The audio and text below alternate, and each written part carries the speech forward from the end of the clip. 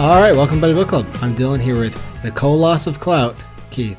What's up, buddy? The podcast of the ages, right here. Nice. Buddy Book Club. Nice. Did you write that one down? I did, but I just butchered it. There's no the in it. It's podcast of ages. Is it Hero of Ages? Yeah, it's Hero of Ages. Oh, I always thought there was a the. Well, here at the Buddy Book Club, we're breaking down some bestsellers, and this week we'll be discussing The Hero of Ages. I actually have the written down. The Hero of Ages, the third installment of the Mistborn trilogy by Brandon Sanderson. This is like Mistborn Trilogy 1. There's Mistborn Trilogy 2. There's another book that's kind of like started a different trilogy, and then he plans to have a Mistborn space opera. When you spend the amount of time building this world, you might as well suck it dry for everything possible. But yeah, we'll be discussing Hero of Ages. If you'd like to recommend a book for us to read or make fun of us for where we put those, or reach out to us about any past episodes, you can visit our website, buddybookclub.com, or slide into our DMs on Twitter or Instagram, Buddy Book Club Podcast. You can listen to us wherever you get your podcast, so please download and subscribe. Keith, this is the first trilogy we finished. We're like the opposite of George R.R. Martin now. What's the other guy that refuses to finish? The guy that wrote Caboth? Patrick Rothfuss. Yeah. Brandon Sanderson is the anti-epic fantasy writer. He's just like, I'm going to crush it in 3 years, and I'm going to write it longer than anyone else writes it. It's like insane. Yeah, you couldn't read his books fast enough before the next one comes out. It's like you just can't do it. Yeah, that's exactly right. I remember when I read Game of Thrones, and I was like, oh my God, this is incredible. I gotta catch up so I can like get to the ones as they come out. And this was before the TV show. And the TV show was coming out. I was like, oh, this will be sweet. Like, I'll kind of be able to watch the TV show and then read the fifth one, like, as it's happening. And everything just blew up in my face. Everything just blew up in my face. But we are not here to talk about Game of Thrones. We're here to talk about The Hero of Ages, Brandon Sanderson. We got Vin. We got Elend back. We got Sazed. You know, what else do you really need? Oh, we need Spook. That's what we need. And we get a lot of Spook in this one. All right, well, let's get into it. Keith, what do you have for stock up for The Hero of Ages? Stock up Lord Ruler. All things considered, he kind of turned out to be not that bad of a guy, right? Like, he was creating these storage caches where, like, he was writing down all the stuff he knew, providing food and water for everyone. Kind of on the right side of history when you look back at things. I was trying to think, is there any villain that you, like, think is the worst of all time, and then by the end of the book or the end of the movie, you're like, I guess that guy wasn't that bad. I'm thinking like Darth Vader, kind of, even though I still think his character was pretty terrible, and so was the Lord Ruler's, but I think the Lord Ruler was better than Darth Vader, in my mind. Vader kind of had a coming to Jesus moment at the end. He was a horrible person and murderer before that. We could say Professor Snape, Severus. He was never bad, though, right? He was probably bad when he was a Death Eater, But he was kind of like, just kind of really into death metal. And got in with the wrong crowd. Just like got into the wrong crowd and then came out of it. And then was like a spy. Yeah, but maybe somebody that we thought was terrible throughout the whole thing, and then turns out, he wasn't at all. But yeah, no, I can't think of anyone that's done that kind of like opposite of a heel turn, whatever that is. Yeah, he's not like he's a good guy, but at the end of the day, you're like, all right, I get his point of view. So he's not the worst, It's funny that you said that because my first stock up was Dictators in general, because it's a better one than mine. Yeah, so I actually had the Lord Ruler and then moved it over to Dictators. But yeah, because sometimes it works. It's not often, but sometimes it works. And it usually doesn't work in the sense that they're murdering tons and tons of people to save a bunch of others. I mean, so he got the powers at the Well of Ascension, and then he started to try to fix things, but he like didn't realize how exact everything to be. Like, he legitimately pulled the planet like too far away from the sun, and then from there he was just trying to make up for all of the issues that then arose. It's like, oh shit, we're like too close to the sun, so we gotta like start blotting out the sky or else we're all gonna die. And then it's like, shit, nothing can grow. It's like, well, we have to make humans able to eat terrible brown vegetables. It's like, all right, well, whatever, we'll figure that one out. He got the raw end of the deal here, and he was just trying to figure it out the whole time. Unfortunately, he wasn't a good communicator, because I feel like this could have just been discussed. Once Vin and Calcier were doing their thing, he could have just talked about it. Sit down, have a moment, say. But actually, you can't talk about it because Ruin would know. So yeah, that was a weird wrinkle that you can't say or write anything down because Ruin will just fuck everything up. I mean, it makes a lot of sense. Super frustrating at points reading this book because I was like, just talk about it. I know you can't, but it's just so frustrating. Like, Vin, you learn some shit. Like, anytime anyone would learn something, it's like, well, I got to keep this close to my vest and then do like some wink, wink, nudge, nudges. What else did you have for Stock Up? Stock Up, Good Will Hunting. The movie? Yeah, so Elend and Vin go to the ball, and Elend chats with the ruler of the city that they're sieging. So the obligator Yeoman, I think his name is that right? Yep, Yeoman. They basically get into the the discussion of the bar where they're at the Harvard bar, and the one guy trying to How about big them league. apples? Yeah, and he goes up and he's like, "You're your first year ruler. You just got finished reading the Lord Ruler's history book. What are you getting to Pete Garrison probably? Some Gordon Wood?" That's what he's basically doing back and forth with them. And I was just like, is this Good Will Hunting? Is that Good Will Hunting him right now? He kept on just arguing about philosophy and he's like, yeah, I read that page. That's Vicus, page 66. I read that too, kid. I was like, what the hell's going on here? So I just thought that was funny, and I was just imagining that the whole time. Yeah, there you go. That's a good one. It was two people on par intellectually and just trying to discuss philosophies of their ideas back and forth. All smart folks doing smart people stuff. Good Will Hunting for sure. If only he had said, how about them apples? My next stock up are magic boards. Like the ones where you put your hands on it and you move around and they choose your letters or whatever. What's that? A Ouija board? Yeah, that's a Ouija board. Is that magic? What is that? No, it's like talking with dead people. You could talk with Vin and Elend at the end of this book. Hey! Is that magic? Spoilers. I don't know. No, a magic board, and I think that's what they're called. Remember when we were kids, the early 90s, and they had those writing things where it was like a stylus and there was like a white background, and when you wrote on it, it brought up some metallic stuff, and then you would push the lever across and it would erase what you had just written. Oh, yeah, okay. So I'm pretty sure that that's metal, what they're using, because it's a magnetic, it's like magnets, right? Yeah, it's like a magnet thing. So if only these existed in this universe, then everyone would be able to talk about whatever they wanted. Yeah. Everyone would carry one of these around. Ruin would have no idea. You could just write your notes, say, hey, Atium is Ruin's body. Let's get there and destroy it. All right, cool. Erase, swipey, erase thing. Super easy. Couldn't they just use lead paint too? Like in that metal? I think lead paint has trace amounts of. Number 2 pencils. You ever get stabbed with those guys? Those things, they left a mark. Felt like metal. You know what I mean? Oh, yeah. Oh, for sure. Do they have number 1 pencils? I still never understood why they would. And also milk. 1% just means it's 1% fat removed. What is it? And 2% is 2%. 1% and then fat, whole I is think. 100%. No, whole is 5% or 4% or 3% or something like that. I don't really care for the branding. Also, people who drink anything less than whole milk, I don't really understand you. Well, I like drinking milk just to drink it. Do you drink milk? I love milk. Yeah. Oh. Not chocolate milk, just straight milk. Have a glass of Straight milk. milk. There's nothing better than I got a sandwich that came with a cookie and you pouring out yourself a nice cold glass of milk with it. What are we doing here? That's the best thing ever. What do you do? Just eat it like a Neanderthal and just fucking eat it straight? No, Or what do you wash it down with? Water? Gross. I Or turn orange that juice? milk Gross. into ice cream and I eat it. I would have water, yeah. I don't need milk. Although I did love a good chocolate milk. You're just not experiencing a good time if you don't like that. I don't know what to tell you. I just think it's so weird that people drink milk for some reason. I don't know. It weirds me. It's an odd thing for me. How many bones have you broken? 1. All right, damn it. Because it has a lot of calcium, so that's good, right? But I also only broke a bone because I punched a refrigerator. It's a long story, but I mean, there was we have time. There was no We amount got of time. milk that was going to save me from that compound fracture. That's for sure. I can't imagine you getting angry. Is that why you did it? Was it an angry punch? I did it in anger. Yeah. Or were you looking for the milk and you forgot the refrigerator door was closed and you punched through it and you're like, oh, whoops. Yeah, that's what it was. No, and honestly, it was a moment of weakness. I was attacked.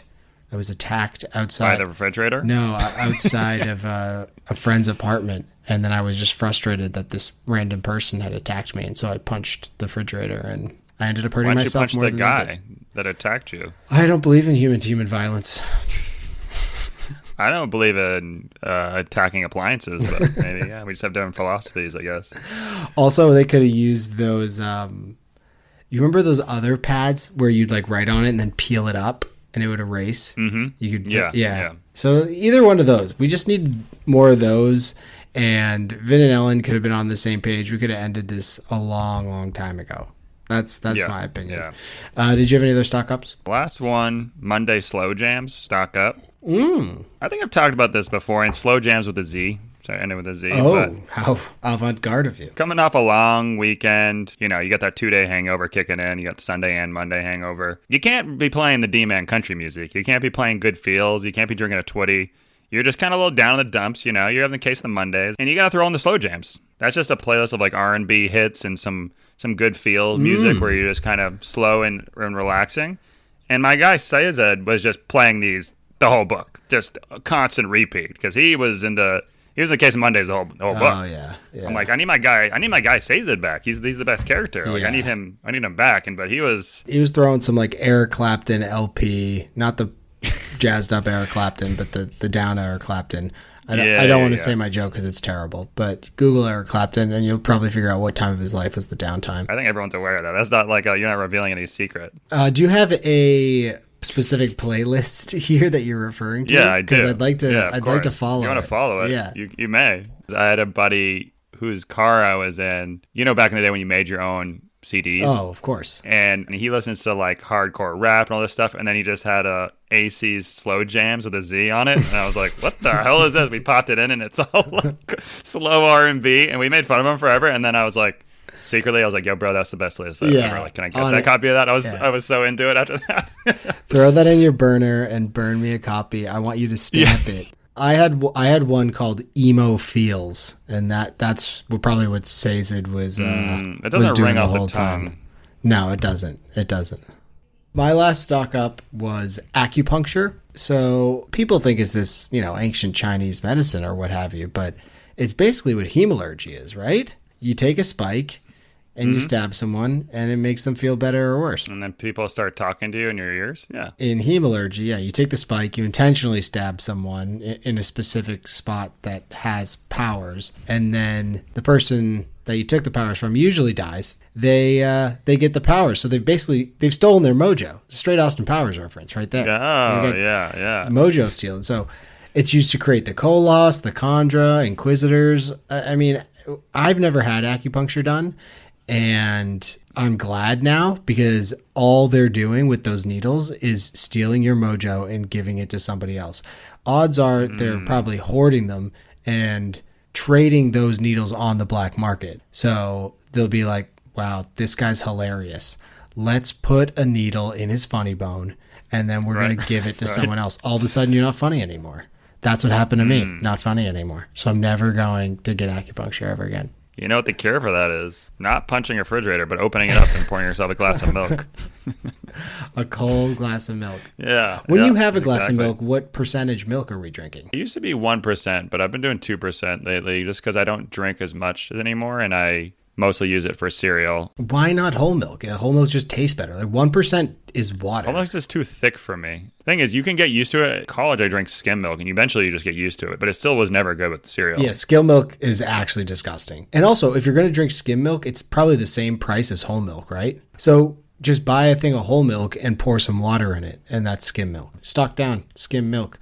Speaking about stock down, what do you have for stock down? Stock down, being a good guy. We already referenced this about my boy Spook, but once again, I think he had a pretty tough book. We talked about book one. He was basically Forrest Gump, where everyone was like, oh, look at that guy with special needs over there. And, this is Jenny, a.k.a. Vin, who's going to talk down to him the whole book. Yeah, and also just to be clear on that one, it was an accent. Like he grew up in the streets. Like he grew up in the streets and he had a street accent. Like he talks in street slang. Granted, they explained it a little more in this book and it's pretty much just pig Latin. Like he was like, oh, we just take the end of the word and add it to the beginning and then put a little funny sound at the end of it. So it's like, all right. Yeah, I don't get it. No one else speaks different languages or has slang. Every single person speaks exactly the same except for one region. Like, yeah, I was like, it's like, oh, he doesn't speak the normal language. He's speaking Spanish. It's like, huh? It's like, how's that? Yeah. It's like, I can speak like you guys if I want, but this is how I grew up. Like this is the area I grew up in. Someone from Tennessee goes to school in the Northeast and you just like make fun of that person for the way they sound. It's just like, what? Or like when immigrant populations come in, do you just sit there and make fun of their accents? Like what kind of people it's not are even you? An accent. It's like different words that they didn't understand that he would know. So I mean, like he's just a larger vocabulary. Right? Yeah, like, he spoke different languages. These guys are shaming him for being smarter than them. And then book 2, they're just like, look at there's Spook. He's just a hornball that will go after anything that walks. It is like a piece of shit. Yeah. Coward. And I was like, okay, I guess. We were thinking that he was going to, or at least I thought he was going to be the traitor amongst the group. Dude is getting shit on so much. He must be bad. And then this book, the middle of the book, I had a note that was like, I'm really happy that they gave Spook a redemption story. But it turns out he's just getting manipulated by Ruin the whole time because he has a spike in him. And then he just sacrifices himself, runs into a burning house, lights on fire to release the water and save the village. So he's just like this good guy that never catches a break. I did like that my boy Sazed eventually gave him everything back, but he didn't earn that, you know? It was just like, you know. Oh, he earned it. Not only did he run into that caves or whatever that were on fire to release the water or whatnot, but he also actually ran into a burning building to save a baby. You know, like some straight Superman stuff. He was a hero. I'm just saying then someone just handed him everything. You know what I mean? It wasn't like there's nothing that he did after that to make it so he healed better or did, you know, it wasn't anything crazy that he did. He was just handed good health by Sazed and like recovery from Sazed. You know what I mean? I agree that he did get like totally shit on, and like even when people came, they're like, "Oh, Spook, what have you been doing here?" He's like, "I've been busting my ass for 2 years in this place. I'm hurting my health by burning tin nonstop to actually make a difference here, and you guys come in your fancy suits and Sazed with his high talk, and you guys are like, oh, we'll figure it out from here. Like, thanks, kid. Pat on the head. Like, you know, what? It's like, no. So he was busting his ass the whole time, and he did have good plans. He did a lot to actually, like, kill Ruin. You know, he put a lot of things in motion in order to do that. And he seemed like the clearest thinker out of all of them. I thought he had a fascinating story arc because at so many points, I was like, oh, this is going to go bad for him. Like, he's pushing that tin stuff so bad. He's like becoming a tin savant or whatever the case was, that it's going to be bad for him. And he's going to end up like fucking this whole thing up. And then when Ruin took over, I was like, oh shit, he's going to be kind of what we thought he was going to be in book 2. And they're going to have to like kill Spook because he's just going to be a bad guy, which wouldn't have been fair to him. But I thought our boy Brandon Sanderson did him a solid, and like he ended up being one of the big saviors here outside of Vin and Elend, and he earned what Sazed gave him, which was he healed all of his issues that he had from being a tin savant, and then turned him into a Mistborn and kind of said, all right, like we're expecting you to lead from here on out, which I was like, oh, like, you know, if you told me in book 1 that at the end of this story, you know, he's going to get the tome from Sazed, and Sazed's going to say, you know, we're looking at you to lead the people through this new world. Like, good for Spook, for sure. And his backstory was fucked up. His backstory was super fucked up. Like, his dad was going to kill him. Like, stock down dads. Not great. Yeah, not great. Stock up uncles. My stock down is planning ahead. So are you a planner, or are you let's, you know, fly by the seat of your pants kind of guy? I like that it's, in order to say that, you say fly by the seat of your pants, or you're like off the cuff, right? It's all like clothing metaphors, right? Sure. Off the cuff? Yeah. Or there's another one I feel like, sleeve or something? I don't know. Anyways, go on, sorry. Wizard sleeve? If I have to spend a lot of money or I'm going somewhere, I want to make sure I do it right. But in general, if it's like something that's going to be fun and like I just want to go for the ride, usually. Oh, okay. Does that make sense? Yeah, no, it does. I'm definitely more of a planner in that same kind of idea. If I'm going to be doing something, like I want to have an idea of what I'm going to be doing, not hour by hour, but if I'm going to go somewhere and do something, like, hey, let's have a plan for that. Like, you know, I'm okay to deviate from it, but let's have a general idea of what we want to do. But Ruin here, he had 1,000 years to plan his destruction of the world. He's legit doing nothing else besides sitting there and planning for 1,000 years. And obviously he needs to use humans because they have the ability to fuck shit up and be idiots. So, you know, good on him there. But you think his plan would have been a little better, not just like, all right, once I get out of here, I'm just going to follow Vin and Elend around, like waiting till they find the ATM so that then I can like assume my full powers, which is all he was doing. He was just waiting. Like, where is the ATM? Where's the ATM? Where's the ATM? Nope. Didn't have any plan for it. So spent 1,000 years doing it. Didn't end up winning. Ruin, not good on you at all. Terrible, actually.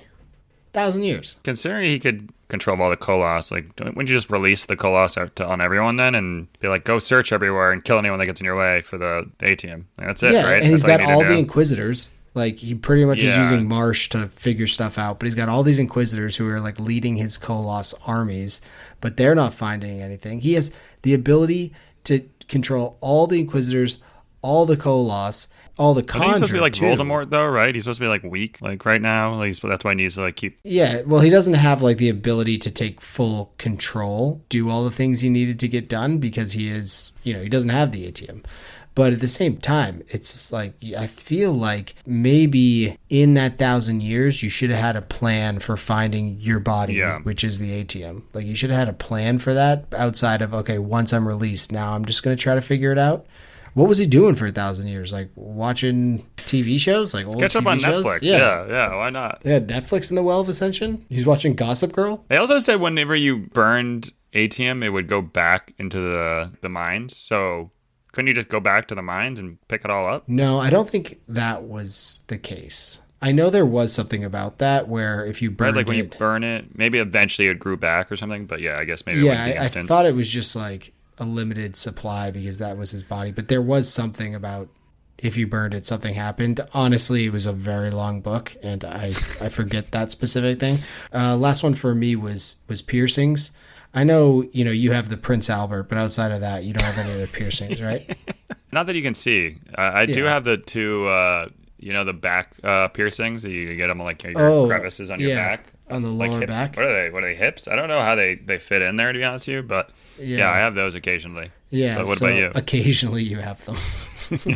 I don't think they come out. When it suits me. Yeah, when I'm feeling it. Yeah, no piercings for me, and I'm going to keep it that way because Vin's earring was the thing that was keeping her from drawing upon the true powers of the mist. Just one little earring with a piece of silver that everyone's like, oh, no big deal. Also, I'm sorry, but in a world where metals are very powerful and you're throughout this quest, throughout these several years, you keep finding different metals that actually turn out to have powers. Probably just good idea to stay away from all metals. Right, or swallow the earring, see what happens. Yeah, shit it out and recollect it. Yeah, recollect it, put it back in your ear. Maybe after a little alcohol or something. I mean, like rubbing alcohol, not like drinking or anything like that. But yeah, it's just probably not a good idea that you want to put any sort of metal on you. It's like, whatever. It doesn't affect allomancy. It's okay. No. You never know what the demons can do to you. So, turns out, what did you think about the whole earring? I thought it was really. I mean, the breadcrumbs were there the whole time. I called it out last book. Go back did you? Well, I didn't call that it was like Ruin was doing it, but I was like, there's something going on with that earring. Oh, I figured it was going to be that she was part. What's Sazed? Terrorisman. Yeah, where she's going to like unlock it all of a sudden and be like, oh, I guess I have all this other stuff in this earring that's stored up that I didn't realize. Yeah, I kind of thought the same way. I thought something along those lines, or it would be like memories in there from her youth, and she would see that she was like related to the Lord Ruler or something along those lines. Yeah. Do you think he wrote that out? Book one was like, all right, here's what the map's going to be. Like, I do an outline for like a 2-page thing I need to write, and I'm like, Jesus Christ, how am I ever going to write this? Yeah. Like, I don't know how you possibly come up with this. Yeah, I remember being a litlittle mind blown just reading Harry Potter. When I finished that, and just being like, whoa, how do you do that? But yeah, you plan out the outlines for the whole thing, as to like what are the key points and like what are some important stuff that has to happen in each one. And then I think you just fill it in. Well, it's incredible too. Like if you watch a TV show and they'll hire these writers and they'll hire a bunch of them and they'll write the first 6 episodes or whatnot. They'll be like, great, we're running with that. And then they'll be like, okay, now you have to write 5 more seasons. What are you going to do? Yeah. And they're like, oh, we didn't map that out. So that's why you end up getting like pretty stale story. It seems like after season 3, things start to go downhill on most shows. Yeah, it's fascinating when they can figure that out and pull it together. I think it's easier, obviously, for like sitcoms and stuff where there really doesn't have to be a through line. Like The Wire is based on the book, right? So like that's why you read that and it feels like a book. This is like an actual start to finish good story, whereas 90% of shows can't do that. So true. Tough to finish. Easy to start, tough to finish. Yeah. So, yeah, that's what she said. Yeah, I was waiting for something like that. All right. Did you have a favorite scene in The Hero of Ages? I thought I really liked the first battle against the Inquisitors with the Koloss when Vin and Elend like had the ability to control the Koloss, and it just kind of threw us in there. It was pretty early on, and you get to see Elend coming into his powers, and obviously he's been working on them, and it's like, holy shit, he's super powerful because he got them directly from the source. It's interesting that, and it makes a lot of sense that like with hemalurgy or just like powers in general, the like misting powers, that they like get staler over time, or they get like diluted over time based on, with the hemalurgy, it's like if you're passing it from one person to another, or it's like not direct contact like immediately, or with the Mistborn, it's like because they're just like passed down generation to generation. But then Elend is like superpowers because he got them like straight from the source. So I thought it was cool just to kind of see that happen, and then just kind of fairly easily kill an Inquisitor. It was like Neo in the second Matrix movie when it's like, oh, an agent is nothing. Like I can just crush an agent. No big deal.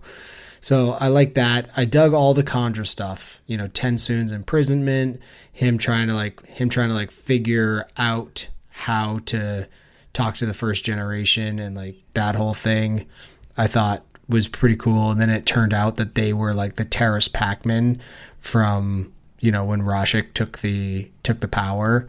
It's like, all right, what am I going to do with these people? Like, I can't let them go. He's like, oh, I'll turn them into this like Chandra thing. I thought that was super cool. And then my last one is really just Spook Inner Toe. Like everything Spook Inner Toe. I know it's not like a scene, but his story arc in general, I thought was great. And from what I've seen looking at other people talking about this book, it's mostly focused on Sazed, Elend, and Vin, which I understand, but I thought Spook's name came up like way more than anyone else. So once again, he's getting the short end of the stick. Yeah, and I like that you mentioned TenSoon as well, because I thought the one thing I also really liked about the book is that there's never a period where I'm like, all right, on to the next story. I'm not really caring about this. Like I feel like every single world or every single area of the map, like whatever's going on. Area of the map, yeah, exactly. Like had a different story that was interesting, and I wasn't upset to go back to it. Whereas like the last book, I liked it, but I think we both agreed it kind of lagged at points, and there was points where they were like shopping and stuff like that. Where this book is like every single thing, even the politics. All right, I'm kind of interested in what's going to happen here, like and why this is happening there. So just overall, that was great. Yeah, even I can't remember what the other city was where I think his name was Yeoman, right, or whatever the other guy's name was, the obligator. Even like that stuff, like that political aspect was interesting just to kind of get Elend's perspective of it. And Elend being a guy who has this like moral compass, he has these ideas of like what he would do if he was a ruler, and then he gets that in that position, but then realizes like he can't do all the things he wanted to do because it's like the times don't dictate that. Yeah, it's also easy to criticize when you're sitting on the outside, and then when you get to the position, they're like, well, I have to do these things now. You would have criticized yourself for that, which I thought was definitely insightful. Yeah, heavy is the head that wears the crown. That's what they say. Wow, nicely done. Indeed. Yeah, okay, so we're on the same page. You like all that stuff. Flying by the seat of your pants. Wait, you already used that. Damn it. Zipper? Something with a zipper? I don't know. Don't pull something about Mary and don't pull on Superman's cape. Oh yeah, there you go. What'd you love about The Hero of Ages? I thought it was a great trilogy. I thought it was I think we already mentioned this, but it's unbelievable imagination. The world building is incredible. I just don't know how someone does this, honestly. Like somehow you build this big of a world and story and you make it 80 hours, 90 hours. And it seemingly is a pretty easy read. I would call it an epic, but I also wouldn't be like, oh, that's a slug. You're not going to get through that. It's just like, yeah, no, you could do it. It's like a great road trip book, probably. You want to, crush if you're on a long road trip and you need to read something, pick it up. You're not going to be disappointed. It's not going to be hard to read. Brandon Sanderson, again, I commend him for his work. We tip our hats to him? Yeah, there we go. Yes.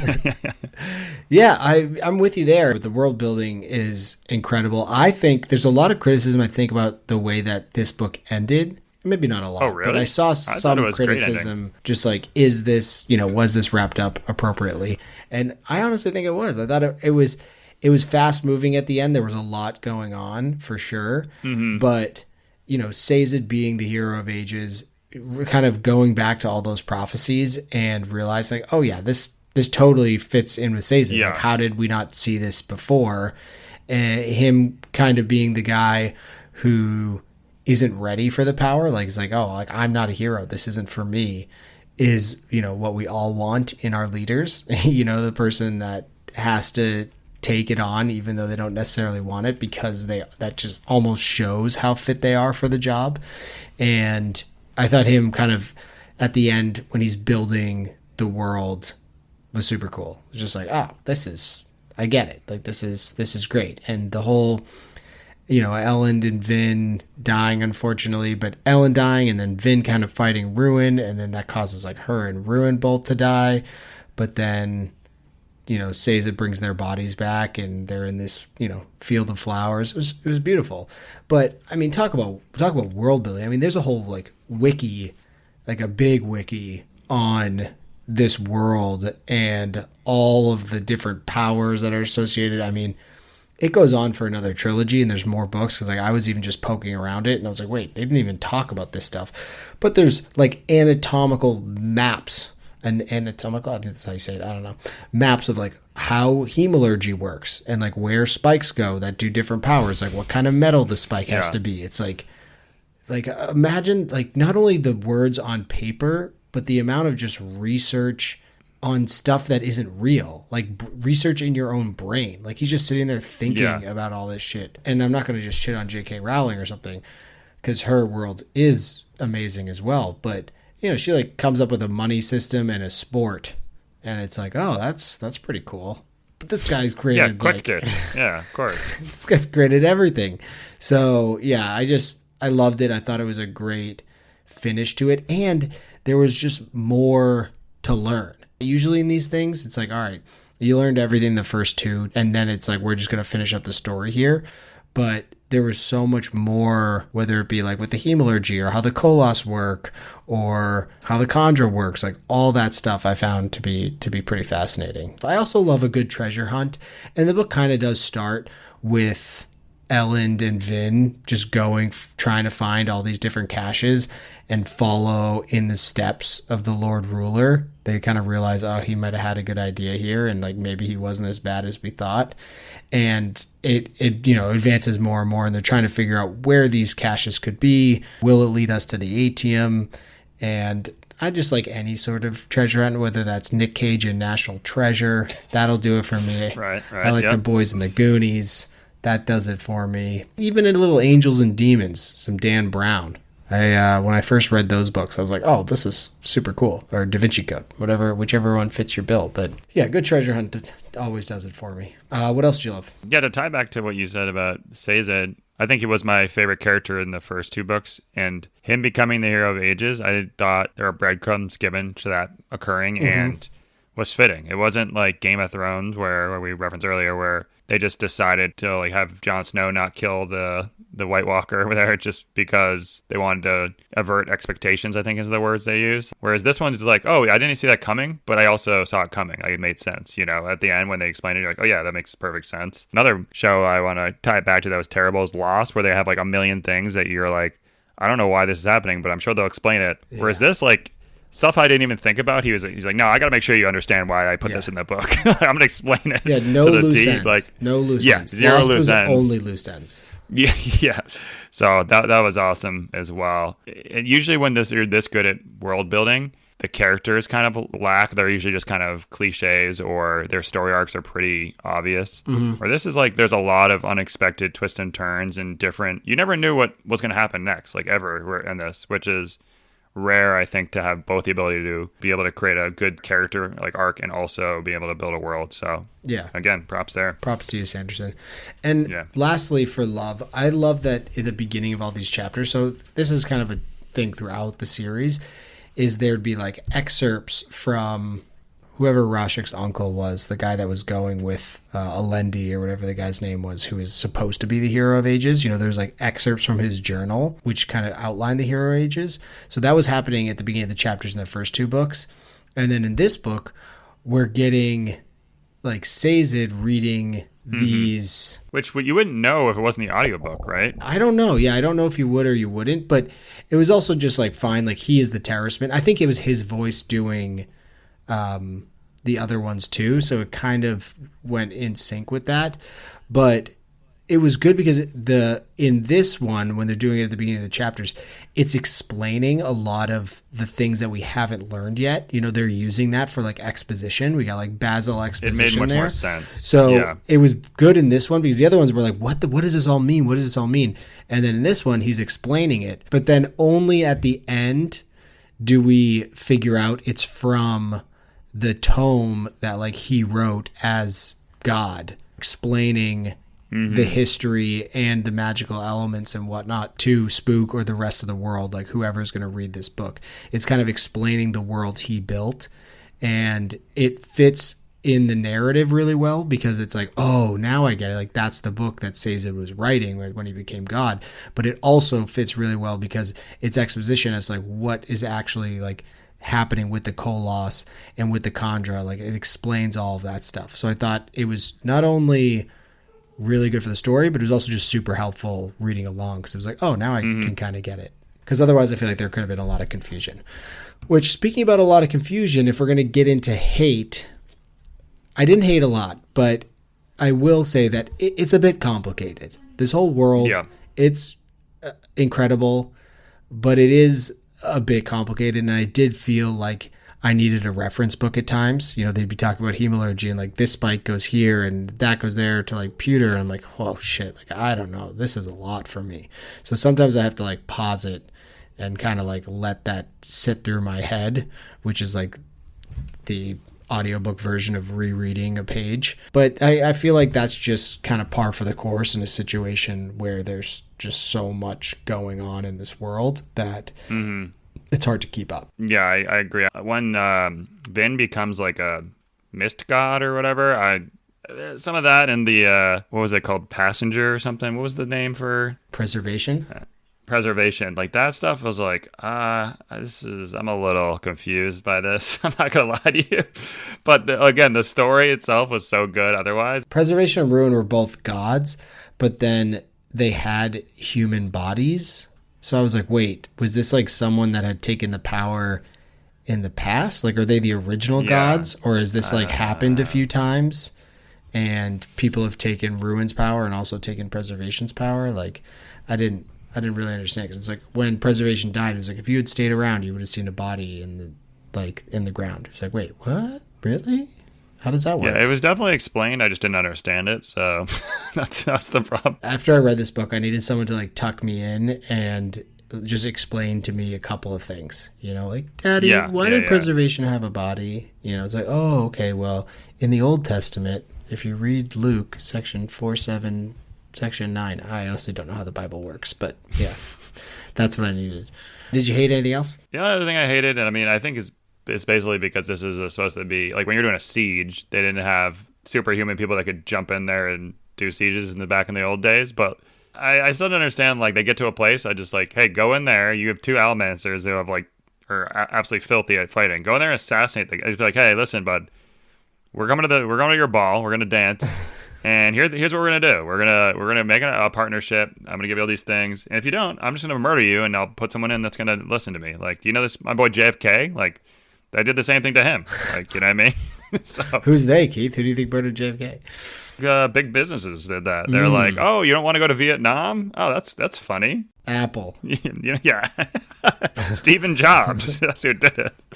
Anyways. Yeah. Well, he did have Atium, and they didn't have any Atium left, so that'd be tough. Well, the thing is, A-Team gets burned really quickly, so it's like, okay, unless he has a huge cache of this, he's going to use it, and then that's it. Which they thought he did, to be fair. But at the same time, I also didn't really understand why, like, we're sieging your city, but we're going to come in and be part of the ball. Because also, wouldn't he just be like, all right, next time they come to a ball, let's get 100,000 people to just jump them. Like, they can't kill all of us. Well, I mean, they did do that, essentially. Like, they knew they were going to come to the ball. They weren't surprised about the next time, and then they trapped Ben, so it worked. Success.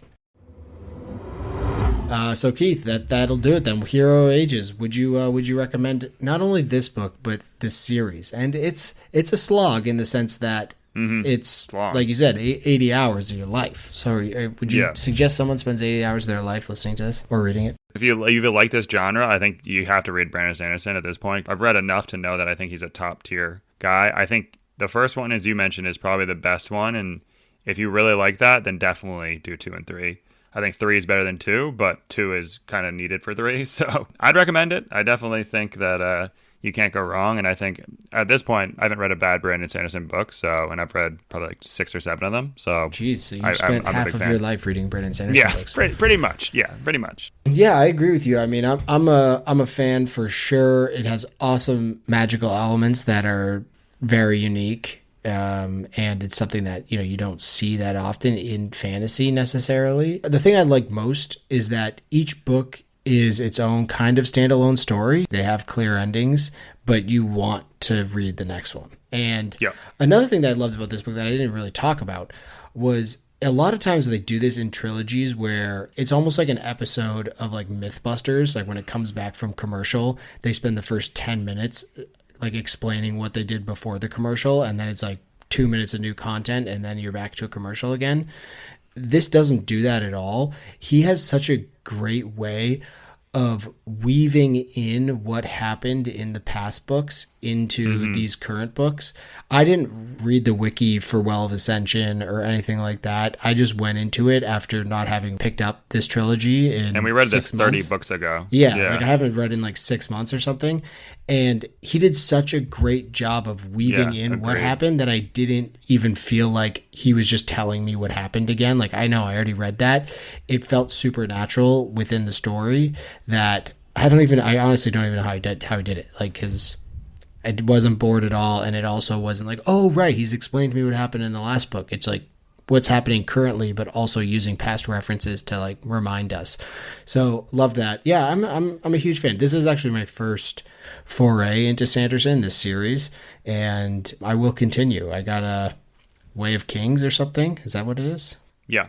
I'm reading that one on the side, doing a little side quest. That's a long one. Yeah, so that's my 45-hour side quest. So I'm excited about reading that, and I would definitely say, if someone was into fantasy books and they had read, the typical ones that most people read, and they hadn't read Brandon Sanderson, I mean, it's the only thing I've read of his, but I would say I'd start here because it's great. Way of Kings has a 4.6 on Goodreads, which is Holy incredible. Shit. It has 65,000 ratings on Amazon, 4.8 stars, and it's $10. So you basically get 50 hours of like top tier content. It's pretty decent value there. That's why I got it on Audible, because I was like, okay, it's 45-hour long book. Like, I'm getting 4 for the price of 1 for this one. So, that's not the book we're reading. We're not reading another 45-hour one. We're going to go a little bit shorter. Keith, what do we got coming up next? Wrong Place, Wrong Time by GILLIAN, or some people say Gillian. I think it's McALLISTer. GILLIAN, right? GILLIAN? It's a Reese Witherspoon book club, so we're going back. Oh, we're going back to some Reese Witherspoon book club. She has... You can't get enough, D-Bag. She has heard us, and she has made us happy. I don't even want to speak of the one she heard us with, but she made us happy with Daisy Jones and the Six. We'd read these long fantasy books, and I think we just needed kind of like a page-turning beach read thriller kind of vibe. Yeah, for sure. So, that'll be coming up next. So we'll see you for that, and we got lots more coming down the pipe. So I'm excited for our summer. Hopefully a lot of beach reads this summer. We'll mix it up. Oh, yeah. All right, well, that'll do it for The Hero of Ages, and that wraps up Mistborn. I don't think we'll be looking into the next series anytime soon, so if you want to stick out for some other fantasy, it'll be coming up, and also there's a ton in the past, so go check it out. And for now, until next time, Keith, I'll see you then. Bye now. Bye now.